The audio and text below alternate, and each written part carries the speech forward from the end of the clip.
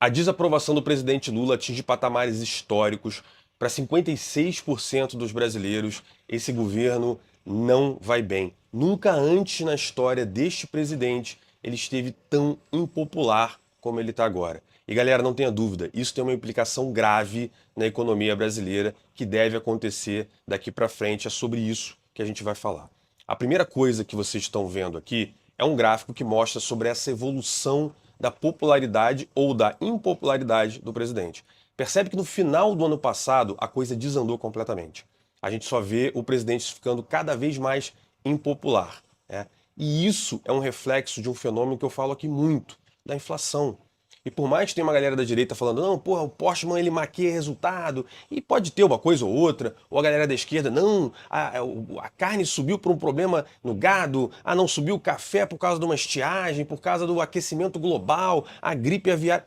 Gente, esses movimentos de um produto ou outro, ou então uma tentativa de maquiar um número aqui ou ali, eles podem até ajudar no momento de curto prazo. Mas a verdade verdadeira é que o fenômeno da inflação não é aumento de preço, é a perda do valor da moeda. É como se você visse o seu salário diminuir sem que ele efetivamente diminua. Você percebe isso através do aumento do preço. Só que a verdadeira percepção disso acontece com o cara que é pobre. Porque o cara que é pobre, quando ele chega lá no mercado e vai comprar as coisas dele, ele percebe que simplesmente não é só a carne, não é só o frango, simplesmente está tudo muito caro e o salário que ele recebia hoje não dá mais para comprar as mesmas coisas.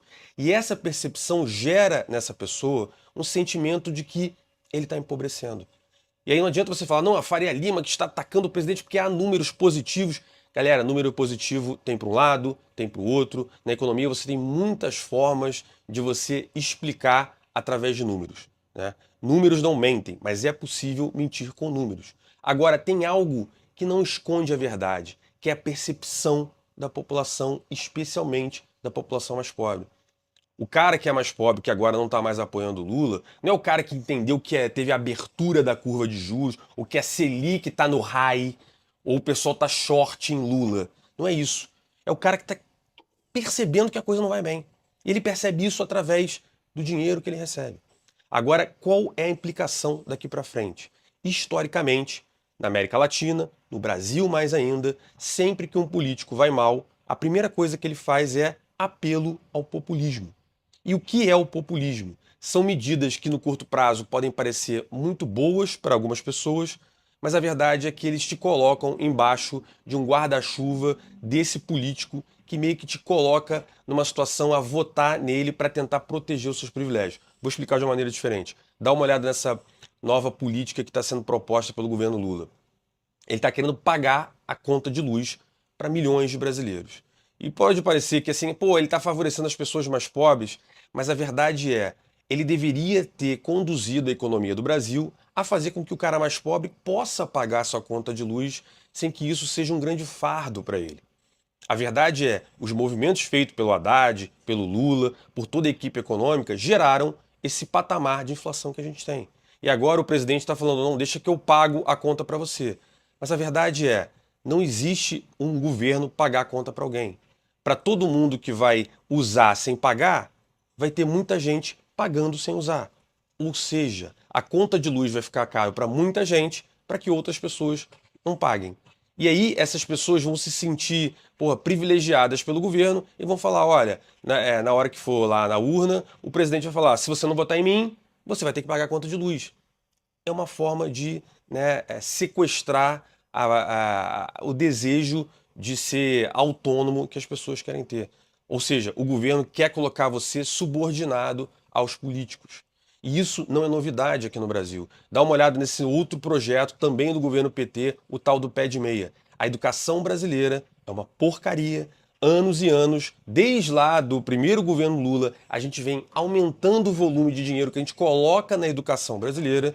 Só que, no final das contas, a gente vê cada vez mais alunos analfabetos funcionais, pessoas chegando ao final do segundo grau sem saber propriamente fazer conta de somar, de subtrair, de multiplicar, não sabem falar direito o português, não dominam a própria língua. E aí o que o governo vai fazer? Melhorar? Não.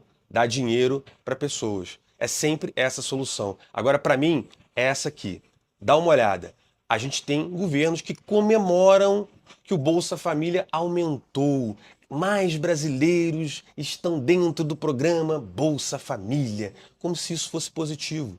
Pessoal, eu não sou contra o Bolsa Família. O Bolsa Família ele tem que ser destinado a pessoas que realmente precisam. Só que no Brasil, a gente tornou isso uma política de governo. Vai chegar na eleição, vocês vão ver.